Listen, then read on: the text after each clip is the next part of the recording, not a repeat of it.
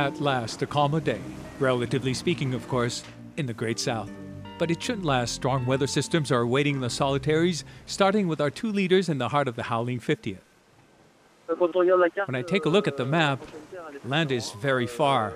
The nearest is Kap Hoorn. The only help we could get in case of trouble would come from the opponents.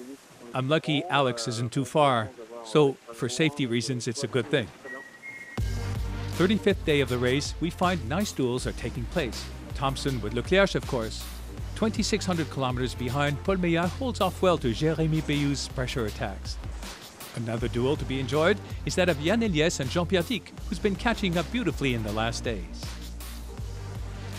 Yes, I've nicely caught up on Yann, with the gap now less than 100 miles. It's good, but the race is still very long. Mustn't suffer any damages. It's all going to take place based on tenacity, the ability to sail your boat fast, and consistently. In 8th position, behind Jean Le Cam, Thomas is finally entering the South Pacific on the Cape Lewins longitude. The Indian Ocean was complicated because of all the problems I had with the traveler's head, and the battens, and the water ingress. There were also a lot of mistakes I made. One learns from your own errors. I will have learned a lot in this ocean. We're starting to have a nice swell, and I saw a lot of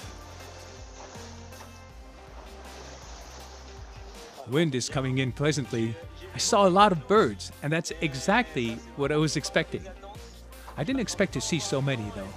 I don't get tired watching them. They're so majestic.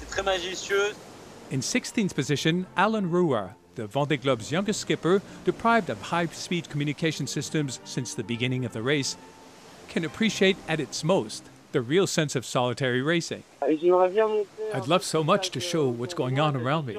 It's sure that when I refer to heavy weather, to the boat speeding, or that it's hot outside, that the boat is lying along, I've got great videos. I filmed a lot of things, but I can't share them. So yes, it's a great handicap.